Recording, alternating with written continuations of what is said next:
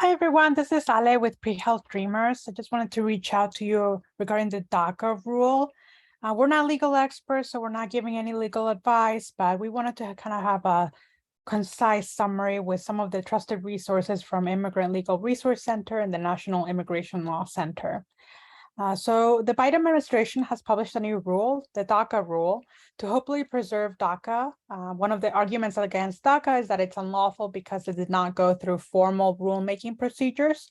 So the administration is codifying this DACA rule and will ultimately not change for DACA recipients, but that is something that they're doing to hopefully counteract some of the arguments.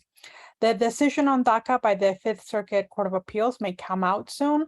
At the end of the day, we don't know what decision will be made or how it will impact us. So we urge you to remain hopeful, but also have a plan in place. Don't make hasty decisions and stay safe and lean into the community.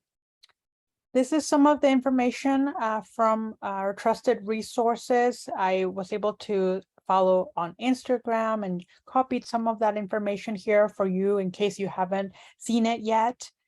Nothing has really changed for DACA recipients. Those individuals who currently have DACA or individuals whose DACA expired less than a year ago can renew and can continue to renew until a decision has been made and some announcement has been made. That is something that you can go ahead and do. For those who have not received DACA, they're not taking initial DACA applications at this time. And if your DACA expired more than a year ago, then go ahead and seek out legal advice. If you're not sure if it's time for you to renew, here is some advice about when you can go ahead and apply. So if your DACA expires in less than 6 months, you should renew now. If it expires between 6 months to a year from now, you may want to renew early. And if your DACA expires more than a year from today, then maybe speak with legal services to see if there are benefits to applying early. Certainly, we know of students who have applied a year in advance and were able to receive their DACA.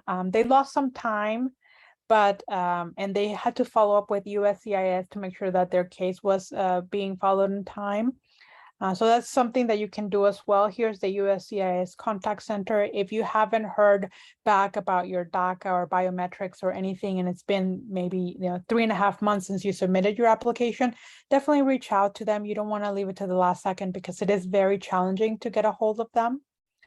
And then if you need legal assistance but are not sure where you can find somebody, this is a great site, the National Immigration Legal Services Directory from Immigration Advocates Network. You can put in your zip code and it'll come up with a list of different legal resources. Sometimes it's a volunteer organization without legal aid, but they are used to helping, for example, with with DACA renewals or advanced parole.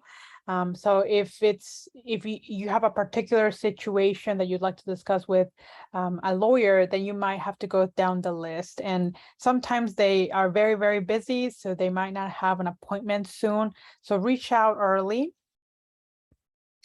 And then if you are comfortable or if you need some help, Pre-Health Dreamers can help you fill out applications, but you can also complete it online.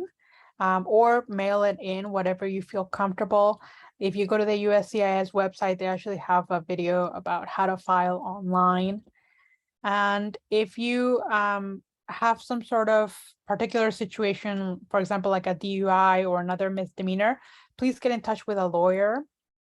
And if you, for example, are worried about finances right now, it's very understandable, and you don't want to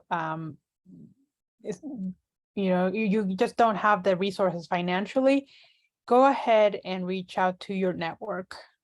For example, you can ask the volunteer organizations that you're involved with, your country's consulate, your work, friends or family that can pitch in. Anything helps.